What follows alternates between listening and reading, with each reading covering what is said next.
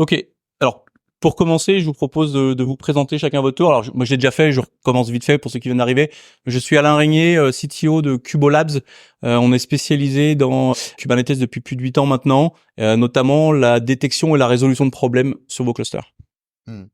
Benjamin Gandon, je suis responsable des formations chez Enix. Et Enix, c'est pas une boîte qui fait que des formations Docker Kubernetes, c'est une boîte qui fait des services managés. On manage des clusters Kubernetes pour les entreprises, beaucoup de startups et puis des clients de plus en plus gros. On a une petite équipe parisienne d'experts qu'on a sous la main sous Slack. C'est une interaction avec le client qui est d'une proximité phénoménale parce qu'il n'y a pas de ticket chez nous. S'il y a un problème, on fait un Slack. Et on a tout de suite l'expert qui est là et qui répond. Voilà, c'est juste une expérience incomparable pour les clients. Et on a une petite boîte, puis on a une petite place symbolique dans la communauté Kubernetes. Alors voilà, on pourra en reparler après. Et voilà, et je passe ta main. Et donc Guillaume Letron. Alors moi, je fais du Kubernetes depuis 2015. Ça fait pas mal de temps. Et j'ai un podcast sur Kubernetes. Ça fait longtemps qu'on n'a pas fait d'épisode. Donc là, justement, c'était un peu le but. Vous êtes en train de participer à l'enregistrement d'un podcast qu'on va pouvoir mettre pour pouvoir justement parler de la KubeCon. Et au sein de la KubeCon, on a pu organiser un peu des événements pour regrouper la communauté francophone. Et on s'est retrouvés à la fin à être à peu près une centaine à la KubeCon. Donc c'était plutôt cool. Et on va pouvoir justement en parler. Alors, pour commencer, moi, je voudrais vous poser une question. Moi, j'ai un peu répondu pour moi déjà, mais qu'est-ce que vous avez pensé des keynotes? Eh ben, beaucoup d'AI. Beaucoup d'intelligence artificielle, très clairement. Et moi, quand j'écoutais là, alors déjà, première impression, j'arrive, la taille de la salle, le gigantisme et le nombre d'écrans là, je me dis, waouh, j'ai pris une baffe. Et ensuite, la présence de l'AI. Et je pensais à ta rétro de Google Next à l'automne. Mm-hmm. Et je me suis dit, bah ouais, en fait, en 2024. Si tu fais pas la course à l'échalote pour placer un bouton intelligence artificielle sur ton produit, personne ne s'y intéresse. Et en gros, voilà, tout le monde court après le truc. Pour rester visible, il faut de l'intelligence artificielle. Mais je pense que les gens ont vraiment peur de mourir. C'est soit tu restes visible, soit tu meurs. Enfin, tu vois, c'est un peu... Voilà, bon bref. Donc du coup, une exposition de l'intelligence artificielle dans les keynotes, comme tu disais, exactement ce que tu disais juste avant, un peu surexposé, quoi. Bon, apparemment, ça va forquer. Il y a des prévisions de faire des conférences intelligence artificielle à part. Bon, voilà. Et puis sinon, beaucoup de vendors. Chez Enix, en fait, on avait organisé les Kubernetes Community Days l'année dernière, en 2023. Donc, on est assez ouvert sur la communauté de l'open source. Nous, on manage énormément d'open source, du coup, parce que c'est ce que nos ingénieurs, ils aiment bien gérer. Et puis, ça sauve beaucoup de frais de licence pour les clients.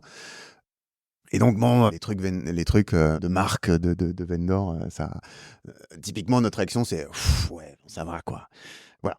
Ouais, moi j'avais l'habitude de dire, alors j'ai un avis sur les conférences qui est toujours un peu particulier, c'est je ne vais pas dans les talks. Je trouve ça, en fait j'y vais pas pour ça, j'y vais pour rejoindre les gens, j'y vais pour plein de choses, mais j'avais l'habitude de dire que par contre à la KubeCon, les keynotes c'est un endroit où aller. J'avais fait Barcelone, j'avais fait Valence. Et pour le coup, alors la taille de la salle était petite, je trouve, par rapport à Valence et Barcelone, et surtout pas bien organisée. À Valence, on était plus proche parce qu'elle était en horizontale, alors qu'elle était très en profondeur. Les gens tout au fond voyaient rien. Alors que voilà, et c'était un peu plus ça. Il y avait les écrans géants. Voilà, il y avait les écrans géants quand même, mais voilà. Mais et là pour le coup, ouais, il y a, j'ai largement tweeté au moment où c'est arrivé. Ouais, il y a, on a bouffé de l'IA. Alors après, pour être allé aussi au CloudFest juste avant, j'ai fait Regex, CloudFest, KubeCon en une semaine. C'était l'arbre de Noël. Sportif, voilà. Et voilà. Et quand on va au CloudFest, en fait, on s'aperçoit en fait de l'argent qui est généré par l'IA. C'est-à-dire que Nvidia rinçait absolument tout. Et donc il y a aussi cet effet-là en fait qui est que l'IA, on en parle, on a peut-être peur de mourir, mais aussi parce que ça rapporte énormément. Là, il y a encore eu les chiffres là d'Azure aujourd'hui ou hier qui disaient qu'ils avaient augmenté, ils avaient fait plus 23% juste de CPU et de GPU dans la dernière année de chiffre d'affaires juste avec ça. En 2024, c'est le roi du pétrole. Hein. Voilà, c'est ça. C'est ceux qui vendent les pelles pour ceux qui cherchent l'or, quoi. Enfin, c'est vraiment, on est dans ce truc-là aujourd'hui. Donc oui, c'est pour ça qu'il y a les keynotes qui sont très importantes. Moi, c'est vrai que je les ai pas toutes vues, alors que dans toutes les autres KubeCon, j'y étais allé. Ça a été ultra important d'aller à la keynote. Cette année, j'avoue que j'ai fait l'impasse à quelques-unes, et on reviendra peut-être pourquoi après. J'ai fait l'impasse de temps en temps. Moi, je trouve que c'est une question très très intéressante. L'intelligence artificielle, pour moi, c'est un signe des temps. Mais c'est un signe des temps où aussi on est attiré vers ce qui est intéressant, vers les nouveaux projets qui tirent des gens parce que c'est intéressant, mais qui tirent aussi énormément de financement. Je dis souvent, le gros truc de ChatGPT, c'est un énorme coup de com'. Tout à coup, ils se sont mis au milieu de la scène mondiale, ça a fait un tabac phénoménal, mais surtout, il y a une quantité dingue d'investisseurs qui sont débarqués avec des quantités dingues d'argent. Ensuite, on espère que ça va donner des trucs. Alors, bien pour l'humanité, ça, c'est une grande question. Bien pour l'intérêt général, ça, on ne sait pas encore. Bah, c'est vrai qu'il va y avoir une grosse partie des projets qui vont mourir, mais tous les investisseurs aujourd'hui, ils se disent, et pour être dans une boîte qui en fait partie avec un fonds d'investissement qui est dedans, leur but c'est d'investir énormément et ils savent que s'ils ont 2% de leurs entreprises qui explosent avec l'IA, ces 2%-là arriveront à rembourser les 98% qui auront raté. Il faut voir qu'on est peut-être, en tout cas c'est l'estimation, on est à un chemin de bascule qui peut arriver. La question étant, est-ce qu'on est à l'aube de ce qu'a été Internet dans les années 2000 ou de la blockchain ? Et en fait, les deux, les NFT, etc. La question étant, voilà, de quel côté de la barrière on est, et tout le monde a des visions un peu différentes par rapport à ça. L'avenir nous le dira. Est-ce qu'on arrive à avoir vraiment un potentiel qui est game changer là-dedans? Juste pour répéter moi ma réponse par rapport à ce que j'ai dit tout à l'heure, et j'ai trouvé qu'il y avait beaucoup d'IA dans les keynotes et très peu d'IA sur les stands ou voire même dans les talks. Alors que pour comparer, conférence comme Google Cloud Next qui a eu lieu à Las Vegas il y a quelques semaines, là par contre il y avait de l'IA à la keynote et il y avait de l'IA partout sur les stands. Mais je reste persuadé qu'il y aura de plus en plus d'IA, y compris dans Kubernetes. C'est juste que c'est encore le niveau hype pour le moment et ça va se démocratiser et évoluer après, dans les mois qui viennent. Peut-être aussi, pour parler un peu des keynotes, c'est que là, dans les keynotes, il y a surtout eu l'application de Kubernetes. On a surtout vu, on met de l'IA dans Kube, etc. Mais on n'a pas parlé, en fait, vraiment de Kubernetes. On a parlé un peu vraiment de tout l'écosystème. Et c'est peut-être aussi un peu une critique que je vais avoir par rapport à KubeCon, c'est que, Kube a 10 ans.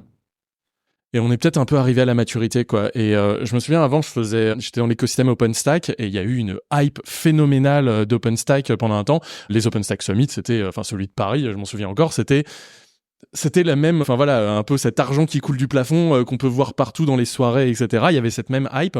Et puis d'un coup, on en parle encore dans les soirées KubeCon. Ouais, c'est ça, bien sûr, mais parce que ça en fait partie. Et donc, et c'est la même chose. Les soirées Mirantis ont toujours été réputées pour ça. Donc il y avait ça. Et en fait, d'un seul coup, la hype a disparu, mais c'est pas OpenStack qui a disparu. C'est juste cette hype autour de ça parce que c'est devenu standard. Et il y a peut-être ce truc-là où aujourd'hui, demain, on aura peut-être une IACon ou un ChatGPTCon ou quoi que ce soit. Et en fait, c'est ça qui deviendra hype. Mais Kubernetes étant devenu quelque chose qu'on installe parce qu'on l'installe. Enfin, c'est devenu normal en fait. C'est vraiment du community. Oui, boring. Ouais. Et alors, en fait, pour tout vous dire, je reviens du Cloud Foundry Day la semaine dernière à New York. Cloud Foundry, c'était une communauté aussi assez vibrante qui s'est réduite énormément. Mais et là, aujourd'hui, les gens ils disent oui, notre boulot, ça tourne et c'est boring. Mais peut-être que Kubernetes, justement, cherche à ne pas devenir trop boring. Mais une fois que tout le monde, que c'est un standard de fait, et ça devient vraiment un standard de fait, parce qu'aujourd'hui, les gens qui font un truc par-dessus Kubernetes, ils disent « Ah, mais ce que j'ai fait, c'est standard parce que c'est sur Kubernetes. » Et ça, c'est très intéressant aussi. C'est vraiment une évolution. J'avais un talk en 2018 au GDG, quand il y avait encore des confs GDG, et c'était comment faire une application Kubernetes native. Et c'est en fait comment demain on ne fera que des applications Kubernetes natives. Et donc je pense que demain en fait c'est ça parce que c'est un moule. C'est un moule et beaucoup de choses vont rentrer dans ce moule là en fait. Et on voit aujourd'hui même dans le monde de l'IA je me souviens plus du nom, mais même des orchestrateurs de modèles qui sont Kubernetes natives, on réfléchit pas. C'est pas une réflexion en fait. C'est comme aujourd'hui on fait du Git pour plein d'usages et qu'on réfléchirait pas à quel serait l'usage, demain on aurait du Kubernetes. Mais parce qu'en fait c'est ce qu'il y a au-dessus qui devient intéressant. C'est là où il y a de la valeur ajoutée. Et justement je trouve que ce qui était bien dans Kubernetes et ce que n'a pas fait OpenStack, c'est que Kubernetes n'a pas essayé de tout regrouper à lui. Il a juste mis des API et il a dit maintenant je les change plus, faites dessus. Et comme Linux, et c'était d'ailleurs le message à chaque fois que Linus dit, c'est moi je veux juste pas casser les applications qui sont dessus. Voilà, notre seule API, c'est-à-dire Linux ça doit être un peu boring. Kubernetes étant aussi dans la Linux Foundation via le CNCF, c'est un peu ça en fait. Et maintenant, c'est on a quelque chose, on a une brique, construisez avec. On a construit le béton, on a fait du béton, maintenant, utilisez-le pour faire des choses intéressantes avec. Okay. Et l'IA en fait partie en fait, et c'est pour ça qu'en fait on a ça, mais le problème c'est qu'on parle pas au même public, c'est que là on avait un public d'IA, alors qu'en fait les gens qui venaient, c'était des gens qui opèrent du cube, c'est des gens qui font du cube, et en fait on leur parlait, voilà, il y avait vraiment deux mondes, peut-être le monde de l'usage et le monde de Kubernetes, et il y avait peut-être un peu ces deux conflits qui sont vus dans les keynotes. Et pour rebondir, c'est exactement pour cette raison que en ce moment, on parle plus de Kubernetes comme technologie. Le sujet, c'est plus déployer Kubernetes. On commence à parler davantage d'écosystème Kubernetes, parce que le sujet, c'est pas Kubernetes en lui-même, c'est ce qu'on en fait. On parle même de platform engineering, et je trouve ça très drôle parce qu'en fait, le platform engineering n'existe que parce qu'il y a Kubernetes. Et Alors non, en Cloud Foundry, on faisait du platform engineering depuis longtemps. Mais oui, mais on a c'est un autre sujet. Ouais. Alors, autre question, quel est le talk ou le sujet qui vous a le plus intéressé ou marqué positivement de ce que vous avez vu à la KubeCon? Alors moi c'est un personnel. Alors j'ai dit que j'allais dans peu de talks, j'en ai fait un quand même. Et alors c'est un point de vue complètement personnel. C'est en fait un projet de Thales qui met du Kubernetes dans les avions pour faire les in-flight entertainment, donc tous les écrans de bord et qui tournent en Kubernetes. Et je trouve ça trop bien parce que j'ai participé un tout petit peu il y a très longtemps au tout début où j'avais vu, et ça m'arrivait souvent de dire mais vous avez peur de Kubernetes? Non, il y a des Kubernetes dans les avions. Et ben voilà. Et donc là, il y avait un talk où ils présentaient comment ils ont fait, tout ce qu'ils ont fait ensuite, et j'avais pas vu jusqu'où ils étaient allés. Et donc voilà, je trouvais ça super cool. Copieur. Parce que effectivement, c'est exactement le même qu'on a repéré chez Enix, qu'on a suivi avec attention. Ouais. Moi, j'en ai pas fait beaucoup. Je suis un peu comme toi. En fait, j'y suis allé pour les gens. Du coup, bon, j'ai beaucoup serré de pince et discuté avec les gens parce que je les vois pas autrement. Enfin, voilà, c'est l'occasion. En se disant, on peut regarder les vidéos. Bon, mais on peut, mais est-ce qu'on le fait? Parce que la légende, c'est je veux même à Devox. Ouais, je veux pas voir le talk qui m'intéresse, mais je regarderai les vidéos. Mais en fait, est-ce qu'on regarde vraiment les vidéos après? Quelques-unes, en général, oui, mais pas toutes celles qu'on aurait voulu voir de toute façon. Un peu comme toutes les choses qu'on remet à plus tard. En fait, on les remet à jamais. Mais comme chez Enix, on est nombreux, alors du coup, il y avait Nirmata, le talk de Nirmata, Kubernetes Policy Time Machine, mais que tu as noté, hein. Là, tu en parlais dans tes slides juste avant, avec le Common Expression de langage, les Validating Admission Policies, donc ça aussi intéressant. Et je suis allé voir l'ami Daniel Garnier-Moirou parler de Waititi et la suite Carvel. Et alors, c'est intéressant parce que la communauté n'est pas forcément au courant que Helm, c'est pas la seule façon de déployer dans Kubernetes. C'est clairement le plus répandu. Cependant, je reproche tout de même à Helm d'utiliser cette espèce de langage à moustache qui est franchement totalement inadapté à YAML. Hein, on va pas se mentir. Et Carvel, c'est une espèce de réponse à ça, fait par les gens de la communauté Cloud Foundry. Et en disant, on va faire un processing de YAML qui comprend ce que c'est que du YAML et qui fait pas un templating de texte rentré au chausse-pied pour générer du YAML. Et l'idée, c'est de faire des outils à la Unix. Chacun fait son boulot, un boulot simple et clair, déterminé. Et il y en a 7 ou 8, des outils comme ça. Le plus connu, c'est Waititi, c'est un processeur de YAML avec un template engine, mais c'est très avancé. Nous, c'est KEAP, nous qu'on utilise tout le temps. Alors, KEAP est un ordonnanceur de kubectl apply. Ça, faut le savoir. Quand on fait un kubectl apply et que ça se met pas dans le bon ordre ou que, en fait, on n'arrive pas à trouver le bon ordre, il y a des outils pour faire exactement la même chose, mais en trouvant par lui-même gérer le pruning, le bon ordre. Comme ça. Enfin, et puis sans saturer, parce que ça est fait par batch de 5 par 5. Ça attend comme il faut que ça marche bien avant de rentrer la suite. Voilà. Bon. Donc, la suite, Carvel. Et donc, c'est dans le giron VMware, aujourd'hui Broadcom, Tanzu, voilà. Faut quand même créditer un peu. J'avais peut-être un talk aussi, mais alors là, pour le coup, je vais comme ça rebondir sur la Regex où je suis allé. Où là, pour le coup, j'aime bien faire tous les talks. J'adore la Regex. Ça fait longtemps, en plus, je connais les gars qui le font. Et il y avait un talk sur IBPF, genre vraiment par le bas. Et c'est vrai qu'on n'en a pas parlé, mais IBPF est un énorme sujet. On discute, il y aura un talk après dessus. Mais IBPF, the hardware, où on regarde exactement quelles sont les instructions, qu'est-ce qu'ils utilisent, etc. Et en fait, ça permet, je trouve vraiment d'être un talk très, très technique, en même temps assez abordable, mais qui permet vraiment d'appréhender ce que c'est réellement IBPF et pas juste la magie qu'on a autour, et qui fait que des fois, quand on regarde la magie, on peut ne pas vraiment comprendre où est le lapin. Là, au moins, on voit vraiment quelles sont les instructions, donc quelles sont les sécurités qui sont dedans, et ça permet d'avoir vraiment une bonne vision dessus. Et donc ça, c'était vraiment un talk sympa. Vraiment, on arrive dans le C, en quoi ça compile, quelles sont les instructions, voilà, en allant voir tout ça, et ça dure 10 minutes, et c'est vraiment super intéressant dessus. Okay. Alors moi, celui qui m'a le plus surpris, vous en ai parlé un petit peu tout à l'heure, c'est celui sur Pix. Le fait de se dire on va scheduler des pods en fonction de l'efficacité électrique au niveau des CPU. Je trouvais le sujet bizarre en me disant c'est de la hype aussi, c'est de la bien-pensance, c'est du tout ce qu'on voudra. Et en fait, j'ai été voir un talk très technique où ils ont vraiment expliqué, justifié le pourquoi du comment. Donc c'était particulièrement intéressant. Et alors pour rebondir effectivement à la question suivante qui était quel est le celui qui t'a le moins plu ou déçu? Moi, je suis allé avec un contact qui m'a dit viens, on va voir le board de la CNCF. Bon, on va pas se mentir, c'était un petit peu boring en l'occurrence. Voilà. Moi, j'ai pas de talk. Enfin, à part la keynote où vraiment, je crois que je suis sorti avant la fin, même la première avec les IA. Parce que vraiment, j'en pouvais plus. Sinon, non, pas plus que ça, pas plus de talk. Mais après, voilà, j'y vais pas beaucoup, donc je suis pas meilleur exemple dedans. Alors, moi, celui qui m'a le moins plu, c'est un talk qui avait un sujet qui me paraissait vachement intéressant. Et en gros, au bout de 5 minutes, le sujet il était couvert et les 40 minutes qui restaient, c'était que du placement de produits. Il y en a, faut le savoir, à la KubeCon aussi. Alors, je l'ai pas précisé tout à l'heure, mais à la KubeCon, on peut se retrouver avec 15 talks en même temps sur le même slot ou 15 choses différentes à faire. Donc, on a toujours le choix. Là où ça devient un peu compliqué, c'est si on fait un choix parce que le sujet a l'air bien, qu'on y va, au bout de 5 minutes, on est très déçu. Bah, de toute façon, c'est mort, on pourra pas aller voir autre chose sur ce slot. Donc, je donnerai pas le nom de la boîte, mais voilà. C'est ce type de talk qui, moi, m'a bien déçu. Autre question, qu'est-ce que vous voyez comme trend qui ressortent un petit peu pour Kubernetes dans les années qui viennent?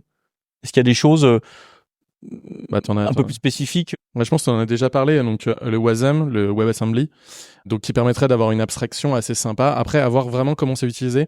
Je sais à Valence, on en parlait déjà beaucoup. C'est vraiment un début là-dedans où il y avait des gens qui commençaient à vouloir même créer des orchestrateurs à part de Kubernetes là-dedans. Et on voit qu'aujourd'hui, voilà, le standard WASM peut commencer à devenir assez bon pour y mettre des conteneurs. On pourra peut-être même, voilà, tu disais tout à l'heure que tu t'aimais pas le sel, par exemple, mais peut-être qu'on pourra demain, justement, plutôt uploader, avoir une notion même d'inclure du code WASM à l'intérieur de l'écosystème directement, plutôt que d'avoir toute cette notion de contrôleur, etc. Et après, moi, il y avait IBPF. Enfin, mais après, c'est sans doute très, très biaisé. J'adore IBPF, je le regarde depuis très longtemps. Et c'est vrai qu'il y avait... Enfin voilà, il y avait beaucoup d'IBPF un peu partout. J'ai l'impression que maintenant, un outil de sécurité, un outil de réseau, un outil de quoi que ce soit, il repose sur IBPF. Après, ça pose la question, si on repose sur de l'IBPF, sur la compatibilité avec le reste de l'écosystème. Donc là, on est Linux, quasiment pure Linux. Et en fait, voilà, est-ce qu'on n'a pas fait le choix maintenant en partant là-dessus que même si on peut faire d'autres... J'en profite pour ouvrir une petite parenthèse. IBPF, ça résout pas tous les problèmes. C'est assez centré sur les problématiques réseau. Réseau, sécurité, auditabilité, etc. Il y a aussi ça, en fait. En fait, c'est tout ce qui va être l'underlying en dessous. En fait, il faut voir ça vraiment comme juste catch des informations que tu pourrais pas avoir vraiment autrement en bypassant un peu plein de couches, quoi. Donc oui, tu peux faire du réseau avec. Et, historiquement, c'était pour faire du réseau, c'est un paquet de filters. Mais en fait, après, c'est devenu un peu tout et n'importe quoi. Et en fait, on pourrait bien voir plein d'autres choses qui pourraient être inclus. Ça permet un peu, pour moi, de rajouter des fonctionnalités à justement ce Linux boring et en rajoutant un peu n'importe quoi, des fonctionnalités dedans qui vont te permettre de rajouter des choses, d'auditabilité, etc., et plein de trucs peut-être un peu magiques dedans. Tu pourrais très bien demain, le jour où il y aura une faille, je sais pas, même sur PHP ou sur n'importe quoi, une faille de la libSSL, se dire, en fait, je passe directement via IBPF en dessous et je trappe un peu tous les problèmes. Donc, on aura même quelque chose, en fait, où on pourra avoir encore plus que ça. Donc, ça pourrait. Ok. Bon, et puis alors, nous, chez Enix, j'en profite pour prêcher pour notre chapelle, mais on a une bonne nouvelle. On apporte une bonne nouvelle. On peut faire tourner des databases dans Kubernetes. Et alors, c'était justement notre talk. Alors, on s'est habillé en pirate, on a fait les oiseaux, et puis après, on s'est fait dévaliser les t-shirts. Alors, celui-là même, d'ailleurs, que j'ai apporté en signe de souvenir de la KubeCon. Better be cloud native rather than cloud naive. Bref. Ne soyez pas naïfs sur toutes ces technos. Adressez-vous à des gens qui connaissent bien. Juste, ça vient de notre expérience, c'est-à-dire que nous, à gérer les bases de données dans Kubernetes pour les clients, on a vu là la cassure. C'est-à-dire qu'avant, c'était plus de problèmes de gérer des bases de données Kubernetes dans Kubernetes que de bénéfices. Et là, on est au basculement. Tout à coup, c'est plus de bénéfices dans Kubernetes que de problèmes. Et nous, on le ressent dans l'expérience de production au concret avec ce qu'on a les grandes quantités qu'on a déployées avec les clients. Donc voilà, cette bascule qui est une trend. Voilà, je pense qu'à l'avenir, on peut voir proliférer des bases de données dans Kubernetes, quel que soit le moteur. Alors non, pas quel que soit le moteur, parce que en réalité, ça repose sur une bonne implémentation d'un bon opérateur qui automatise le cycle de vie des nœuds qui sont des pets, des animaux de compagnie qu'on veut bichonner aux petits oignons là, et on veut faire très attention à ce que nos données ne s'évaporent pas. Et donc sur un certain nombre de bases de données, on est au bon niveau de qualité, au seuil où le niveau de qualité de ces opérateurs permet de les utiliser avec plus de bénéfices que d'inconvénients. C'est pas vrai pour toutes les technos de bases de données, non. Alors tous les day 2 operations, donc le scale out, éventuellement le scale in, parce qu'on peut aussi avoir prévu d'avoir plein de clients, puis en fait non, ils n'y arrivent pas, et donc il faut réduire la voilure pour des questions de coût. Le scale up, c'est augmenter la taille des disques. Donc les persistants de volume, c'est suffisamment bien géré. On les reprovisionne avec plus gros. Bon. Et puis les rolling upgrades et donc le placement sur les nodes, la séparation, ne pas mettre ses œufs dans le même panier, c'est-à-dire essayer d'avoir un node de base de données sur des hyperviseurs différents, bon, pour qu'ils disparaissent pas, ou les risques qu'ils disparaissent en même temps que les autres soient le minime. Donc voilà, le scheduling, le placement. Voilà, en fait, tout ce qu'on voit pas quand on fait le tuto Getting Started, voilà, qu'on fait, ça c'est le day zero, ça, pour nous. Et tout ce qui est casse-pied qu'on donne après à la prod, faut gérer. Ah oui, bon, en fait, il y a une liste de courses colossale. Ok, alors pour terminer ce panel, on va prendre quelques questions s'il y en a. Il y en a une première, vas-y. Alors, du coup, j'avais une petite question. Moi, il y a un sujet qui m'est venu en tête. Peut-être, du coup, on n'a pas parlé. C'est le sujet du coût aussi, de l'investissement. Il y en a, ils parlent de FinOps. Après, moi, je suis un peu moins convaincu. Mais globalement, il y a eu beaucoup de talks autour de ça. Il y a eu des projets open source comme KubeCost, par exemple, qui ont été présentés dans plusieurs talks. Il y a eu des sujets sur les hosted control planes pour comment réduire ses coûts en manageant un control plane à un endroit et en ayant plusieurs workloads sur plusieurs providers, par exemple. Il y a les sujets, tout ce qui est diagnostic, faire de tout l'agnostic sur le cloud, calculer les coûts là où je peux placer mes workloads en fonction de là où il y aura le meilleur rendement. Est-ce que du coup vous avez ressenti cette trend-là sur un petit peu cette KubeCon ou pas? Alors moi je l'ai vécu sur cette histoire par exemple de Pix, c'est-à-dire le fait de savoir sur quel nœud je vais scheduler mon pod pour qu'il consomme le moins d'électricité, parce que il y a à la fois le côté vert, mais il y a aussi le côté économie. Donc quelque part c'est du FinOps aussi, et ça rejoint un peu ça. Après je sais pas si vous avez beaucoup vu cet aspect-là. Ouais, j'ai croisé une startup là du UK qui est spécialisée là-dedans. Ouais. Donc oui, il y a un truc, ouais, je pense. Ouais. Il y a des choses qui arrivent. Après, je suis pas sûr aujourd'hui. Enfin, on est encore justement à ce moment où justement, en fait, je pense qu'il y a plein de moments où quand il y a des startups qui en font, quand il y a des gens qui ont des boosts, on est encore au début. C'est-à-dire là, il y a encore des choses à faire. Il y a encore des choses même à rajouter dans les API Kubernetes. On parlait tout à l'heure des dynamic allocation, des choses comme ça. Il va y avoir encore une petite phase d'adaptation. On a encore plein de choses qui sont trop en bêta dans les API qui vont réussir à augmenter. Et un jour, ça deviendra vraiment genre natif et parce qu'aujourd'hui, encore des gens qui ont des contrôleurs et des schedulers custom, pas tant que ça, c'est génial, hein, et en plus ça existe depuis super longtemps dans le cube, mais c'est pas encore mainstream de tout, mais je pense que ça va arriver, et dès que surtout on va parler vraiment plus de Kubernetes vraiment hybride avec à plein d'endroits, etc., et de se dire, voilà, après t'es très orienté sur les control planes et la manière d'héberger des control planes, de par ce que tu fais forcément, mais c'est pas quelque chose que beaucoup de gens voient, et en fait oui, on va avoir ces notions de nodes qui vont être de l'ARM, des nodes qui vont être de x86, qui vont être dans un cloud provider ou dans un autre, etc., et cette notion d'hybricité, elle nécessite très vite un très bon scheduler pour faire ça. Oui, voilà, donc Carpenter, voilà, c'est tout ce genre de projet-là qui arrive, qui ont une trend dessus, de meilleurs placements qui sont nécessaires, mais aussi de scale rapide des machines et des choses comme ça. Je t'ai pas mentionné, mais il y a aussi le sujet dont j'ai parlé tout à l'heure sur les GPU. Quand t'as des GPU qui coûtent 60 000 €, t'as envie qu'ils soient au taquet tout le temps, qu'ils travaillent tout le temps. T'as pas envie qu'il y ait du temps pendant lequel ils fassent rien. Donc ça rentre un peu là-dedans. Et puis ça vient avec la maturité. Kubernetes ça a 10 ans. Au début, on est très enthousiaste. Alors on investit en entreprise. Puis à un moment, on voit la facture, on dit ah ouais, là, faut faire quelque chose. Et donc on atteint aussi ce stade dans certaines entreprises. Voilà, c'est la maturité. Merci beaucoup. Merci beaucoup. Merci à tous.